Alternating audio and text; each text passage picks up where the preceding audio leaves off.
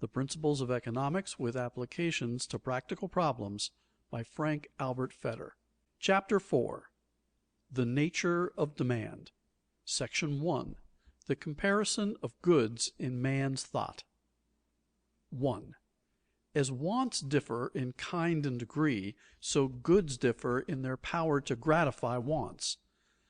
This general and simple statement unites the leading thoughts of the two chapters preceding. Confirmation of its truth may be found in observation and experience. The purpose of this chapter is to show how, starting from the general nature of wants and the nature of goods, we can arrive at an explanation of the exchange of goods, recognizing the simple but fundamental fact stated at the opening of this paragraph. An exchange may be seen to be a rational and a logical result when men are living together in society. 2. Immediately enjoyable goods are the first objective things whose value is to be explained. Goods come into relation with wants in a multitude of ways. Some things will not gratify a want until after the lapse of a long time, as ice cut in December and stored for summer use. Other things will never themselves directly gratify a want, but will be of help in getting things that do. Such are the young fruit trees planted in the orchard and the hammer that will be used to drive nails in a house that will shelter men. Still other things are gratifying wants at this moment, or are ready for use and will be used up in a very short time. Examples of such are the food on the table and in the pantry, and the cigar in the pocket. All these things are called goods because of their beneficial relation to man's desires. But the relation is very immediate in some cases, very remote in others. The value of all goods is to be explained, but the explanation will be more or less complex according to the directness or indirectness of their relation with wants. As it is the power of goods to gratify wants that alone causes value to be attributed to them, those goods which are ripest, which are ready to gratify wants, are nearest to the source of an explanation. The value of unripe enjoyments must be traced to some expected gratification as its cause or basis. In order to attack the difficulties one by one, we will, therefore, in the following discussion, deal first with this class of ripe, consumable goods as food, personal services, enjoyments of any sort that are immediately available. The explanation of these cases of value must precede that of cases in which the relation to wants is less obvious and direct. 3. As the amount of any good increases, after a certain point, the gratification that the added portions afford decreases. This is called the law of the diminishing utility of goods, or of the decreasing gratification afforded by goods. The reason for the truth of this proposition is found in the very nature of man and his nervous organization. Any stimulus to the nerves, however pleasant at first, becomes painful when long continued or increased unduly. The trumpet, too distant at first for the ear to distinguish its notes, may swell to pleasing tones as it approaches, until at length its volume and its din may become absolutely painful. If we were to express the degree of gratification by a curve, we would see the curve rising gradually to a maximum, and then falling somewhat suddenly and becoming a negative quantity, when pain, not pleasure, resulted. The same change could be illustrated by any sensation or by any of men's activities. The proposition must be understood as applying to the gratification resulting from each added portion of the sensation. There is a maximum point in the gratification afforded by any nerve stimulus. A man coming in from the winter's storm and holding out his hands before the fire feels an intense pleasure in the grateful warmth. A few moments later, the same heat becomes unpleasant. In winter, we wish for a moderation of the temperature. On the sultry days of summer, we think of a cool breeze as the most to be desired of all things. Whether the temperature rises or falls, there is a point beyond which the change is no longer an addition to, but a subtraction from pleasure. A man, however hungry at first, may be made miserable if forced to eat beyond his capacity. Each added portion of the good consumed contributes to the gratification up to a certain point. The sum of these pleasurable sensations may be called the total gratification, which finally reaches satisfaction or fullness. Then begins what may be called, in algebraic phrase, a negative gratification, which, if it becomes large enough, will make the total gratification a negative quantity. Each added portion, dose or increment, beyond a certain point reduces thus the welfare of the user. One may have too much of a good thing. 4. Marginal utility is the gratification afforded by the added portion of the good. The marginal dose, increment, or portion is that which may be logically considered as coming last in the case of any good or group of goods divisible into small parts. In considering the strict theory of the case, in order to get at the principle involved, the doses may be spoken of as infinitesimally small. The marginal utility expresses the importance that men attach to one unit of this kind of goods under the particular circumstances at the moment existing, and not under certain conceivable conditions which do not in fact exist or need to be taken into account by the persons affected. The marginal unit of a homogeneous supply cannot be considered to have a greater utility than any other unit at the moment. Therefore, the product of the marginal utility by the number of units gives the total measure of importance of the supply then and there, and this is the value. The value of goods, as has been indicated, is the measure of the dependence felt by men on a portion of the outer world, as the condition of gratifying their wants.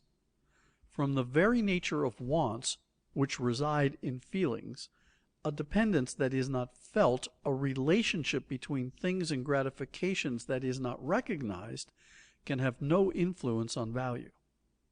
Now, it is at this margin of supply that dependence is felt. Men do not concern themselves about that which they have in superfluity, unless indeed the excess causes them some discomfort. It is well that they do not, for a wise direction of effort can only take place when men think mainly of their need of things that they want and want most, and direct their efforts towards securing them. The diminishing utility of successive portions, doses or increments as they are called, may be represented by a curve of utility. The diagram is constructed on the hypothesis that a 10th unit of a certain good would have a utility expressed as 36, a 15th unit of 30, etc., and that the value of the whole supply is estimated according to these marginal units. Of course, if the conditions were that all or none was to be taken, the result would be different. Unit of supply 10, marginal utility 36, value of whole supply 360. Unit of supply 15, marginal utility 30, value of whole supply 450. Unit of supply 20, marginal utility 25, value of whole supply 500. Unit of supply 30, marginal utility 19, value of whole supply 570. Unit of supply 40, marginal utility 15, value of whole supply 600. Unit of supply 50, marginal utility 10, value of whole supply 500.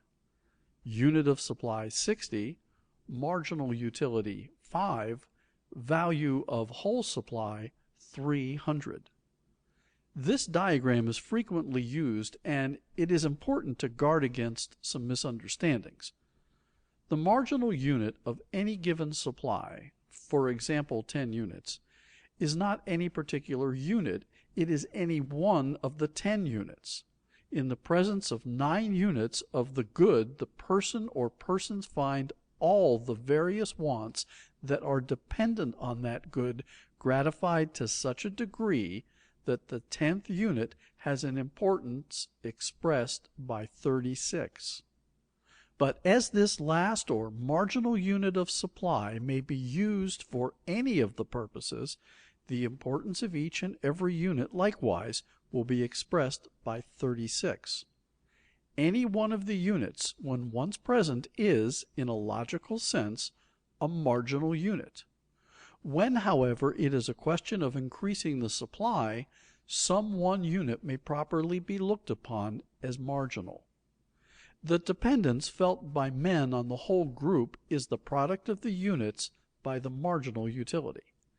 As the number of units increases, the marginal utility decreases, until at length it may reach 0, and the total value would be nothing. A point of maximum value evidently will be found somewhere between the two extremes. Note carefully that on the one diagram are represented a large number of marginal utilities, which never exist at one and the same moment. At any one moment there is a given number of units, and there is but one marginal utility, and this is the same for each of the units. It is quite erroneous to say that when there are 30 units, the utility of the 10th unit is 36, of the 20th 25, of the 30th 19. It is equally incorrect to say that when there are 60 units, the total utility is equal to the area between the right angle and the curve A through G, while the value is equal to the rectangle below and to the left of the point G. The curve from A to G but marks the height of marginal utilities that have no existence when the supply is 30. The total utility, often spoken of in this connection, if it has any existence, certainly cannot be calculated. The diagram must be understood as representing indicatively at any given moment but one marginal utility, the same for every unit of like goods. The other perpendicular lines are expressed in the conditional mood. They are what the marginal utility would be were the number of units different. 5. Since goods possess utility only as they gratify wants, it follows that if wants change, the utility changes. Utility does not rest unchanging in the goods as something intrinsic, but it depends on the relation of goods to men. This truth, unrecognized for many centuries, is now seen to be fundamental to the whole problem of value. The portions of a good added later do not appeal to the same man as the earlier portions. The man has been changed by what he has enjoyed. In changing his feelings, goods have also changed his wants. Hence, the added portions of the good are changed in respect to their utility or power to gratify a man's wants. Though physically and chemically, i.e., in every material way, they are exactly like the earlier portions, they cannot have the same want-gratifying power until he again changes, for they are not in the presence of the same feelings. Wants are constantly shifting. The different kinds of goods are compared in man's thought and arranged on a scale at every moment according to their felt utility.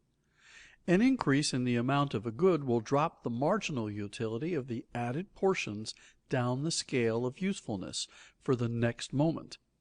When we rise in the morning, we want our breakfast. The breakfast eaten, another breakfast does not appeal to us. Our tasks done, we want a boat ride or go golfing. Then, appetite returning, we are tempted to our dinner. And thus, from hour to hour, wants are gratified, are altered, and are shifted until, wearied with the day's labor and pastimes, we go to rest. In a well-ordered life, in an advanced economic society, the means for gratifying our wants as they arise are provided in advance. The changing series of desires is met by a changing series of goods. Life has been defined as a constant adjustment of inner relations to outer conditions. Economic life is therefore like physical life, a constant adjustment. And this adjustment of goods but reflects the shifting and adjustment of feelings. 6. The substitution of goods in men's thought is the shifting of the choice from a good that does not give the highest gratification economically possible at the time to another good that does.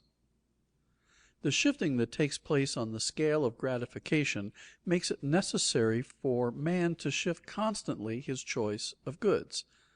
This again is the problem of economy. Waste results when goods continue to be used to secure a lower degree of gratification, if they might be used to secure a higher. The change of choice may be because of a change in the man, or because of a change in the quality or the quantity of the goods, or because of a change in the ratio at which the goods can be secured. Section 2. Demand for goods grows out of subjective comparisons. 1. Demand is desire for goods united with the power to give something in exchange. An example frequently given to show the difference between desire and demand is the hungry boy looking longingly at the sweetmeats in the confectioner's window. He represents desire, but not until the kind-hearted gentleman gives him a nickel does he represent effective demand. Desire, therefore, must be united with power to give something in exchange before it can be called demand. It must be for something that is attainable, yearning for something beyond reach. Sighing for the moon is desire that can never become effective demand. 2. Demand is the social aspect of the individual man's comparison of utilities. It is the expression of the man's wish to substitute some of his goods for someone else's goods in order to get a higher satisfaction. This comparison is often made between two goods owned in different quantities. When men are constantly comparing things in their own possession, it is a short step to compare their goods with their neighbors'. Demand for consumption goods is thus the manifestation of the man's desire to redistribute his enjoyments. In demand for goods, men virtually say, "Part of what I have I am ready to give for part of what you have." The strength of their desire is expressed by the amount of their offer. When he makes this comparison and this offer, man enters into a social economic relation with his fellows. 3. The law of individual demand is, the trader will reduce his stock of a particular good to the point where its marginal utility equals that of the alternative goods. The greater the divergence in his estimates of the marginal utilities of two goods, the more ready is he to trade the lower utility for the higher one. Exchange is but the effort to adjust goods to wants in the best way. The less useful, marginally viewed, is traded for the more useful. The greater the difference, in the one trader's judgment, between the marginal utilities of the two goods, the greater is the maladjustment, and the greater, therefore, is the motive to seek readjustment by means of exchange. As the quantity of the good parted with declines, its marginal utility increases, and as more of the other good is acquired, its marginal utility declines. The marginal utility of the two exchangeable units must come to equilibrium in the individual's judgment.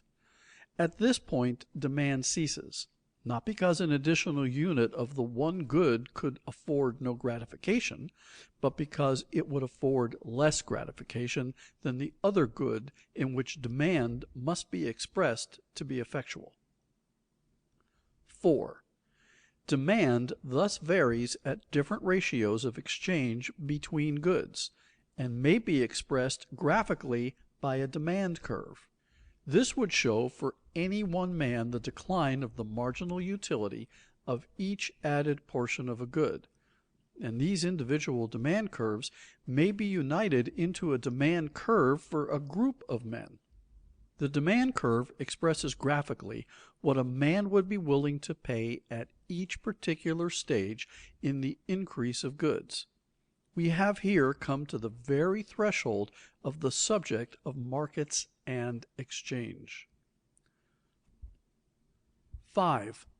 Elasticity of demand in the case of any good expresses the degree in which a change in its ratio to other goods will increase the demand. Elasticity varies for different classes of men according to their wealth and to the cost of the goods. If strawberries are $1 a box in the city market, a slight fall in the price, say to 75 cents, will increase the demand but slightly. But if the price is 15 cents and falls to 10, the increase in the demand will be marked, for the number of consumers to whom a difference of 5 cents is important is then very great. The demand for the staples is comparatively inelastic. A certain amount of simple food is necessary to support life. An increase in its price will not quickly check the demand. On the other hand, if the price of staple foods falls, no very great increase will take place in the demand. End of chapter 4.